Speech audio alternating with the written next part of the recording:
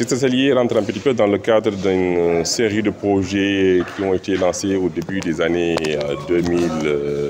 2021-2022, dans le cadre d'un projet financé par l'Union européenne autour de tout ce qui est développement de l'agriculture à travers l'innovation et le renforcement des capacités.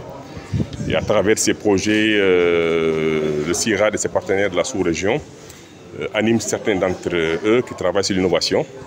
Et il y a eu un projet, une initiative qui a été portée par l'AFD, et c'est plus ou moins de capitaliser sur les acquis et sur la trajectoire de ces innovations au niveau de 8 projets de la sous-région.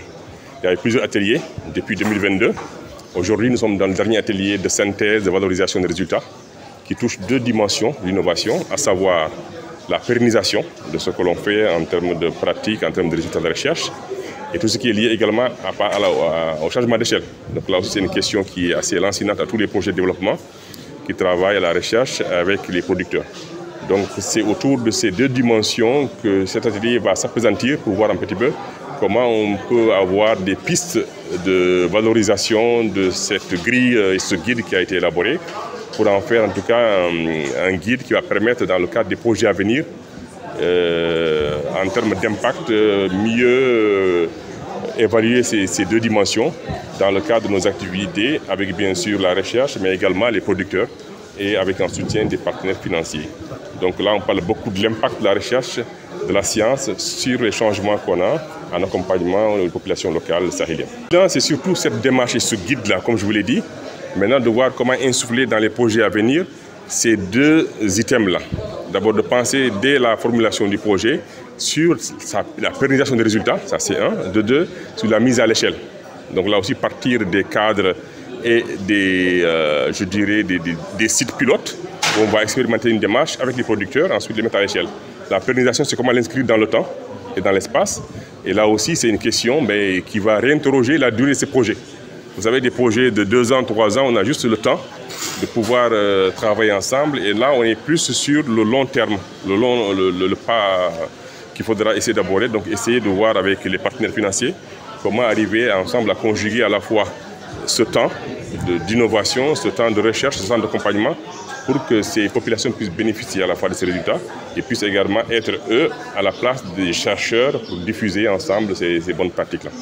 Aujourd'hui, nous atteignons les objectifs. C'est le séminaire de clôture qui permet de capitaliser sur l'ensemble de la dynamique qui a été enclenchée et qui est la dynamique qu'on a voulu soutenir de transfert de résultats de la recherche en innovation concrète et durable pour le développement d'une agriculture durable et qui soit résiliente au changement climatique. Donc ces innovations, elles sont promues par la recherche, elles sont identifiées et développées par la recherche. Il faut ensuite qu'elles puissent être mises en œuvre, développées, étendues et pérennisées. Et c'est toute la dynamique de ce projet Dissémine qui permet justement d'accompagner cette structuration des résultats de la recherche pour en faire une réalité au quotidien pour l'ensemble des acteurs de l'agriculture, des producteurs et des PME qui peuvent travailler dans l'agriculture. Et c'est l'intérêt de cette démarche qu'on a voulu soutenir dans le cadre d'un projet financé par l'Union européenne. Nous avons soutenu cette démarche avec des moyens de l'Agence française de développement pour justement capitaliser sur ce que ces différents projets permettaient d'identifier comme élément clé pour la dissémination de cette innovation et pour sa durabilité. Et je crois que le séminaire qui se tient ces deux jours-ci à Sali permettra de sortir des recommandations, un guide qui sera utile à tous dans une nouvelle série de projets, dans d'autres espaces à l'avenir pour permettre de faire en sorte que ces innovations utiles pour faire face encore une fois aux enjeux de l'agroécologie et du développement durable puissent être utilisées par tous.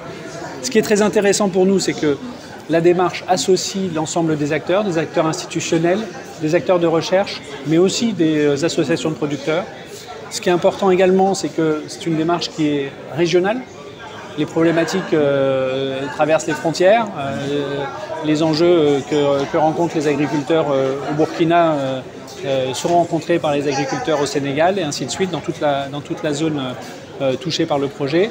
Et donc ces différents éléments nous ont encouragés à soutenir cette première initiative dans le cadre du projet Désira de l'Union européenne et dans le cadre du projet Désira Plus, dans lequel nous sommes déjà engagés avec l'AFD de nouveau pour continuer cette démarche de développement, d'innovation durable au bénéfice de l'agriculture.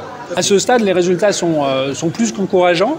Il y a, à travers tous ces projets qui sont présentés ici, les 8 projets qui sont présentés ici, des éléments communs qui constituent la base de ce que doit être la méthode pour permettre que cette innovation soit pertinente, non seulement scientifiquement, mais aussi d'un point de vue économique. Nous, ce qui nous intéresse, c'est bien sûr d'accompagner la recherche, mais pas la recherche pour la recherche. La recherche pour le développement, et c'est tout le sens de ces projets. Donc de ce point de vue-là, effectivement, nous sommes pleinement satisfaits. Le projet est parfaitement sur la bonne voie. La meilleure preuve, c'est que nous allons continuer. Généralement, quand nous faisons des recherches, nous le faisons dans nos laboratoires, dans nos centres de recherche, et nous produisons des rapports. Mais quand vous voyez l'approche de ces projets, particulièrement à travers cet atelier, c'est pratiquement, nous vendons même les résultats. Et nous les vendons non seulement dans une généralisation, mais aussi, nous allons les présenter sur des questionnements futurs. Et ça, c'est extrêmement important. Alors il faut savoir, un seul pays à lui seul ne peut pas faire de la souveraineté alimentaire. Donc cette approche sous-régionale, cette approche de grands ensembles, en tout cas, devrait nous permettre de faire ce qu'on appelle la subsidiarité. Chacun pays peut faire en ce qu'il est le plus fort.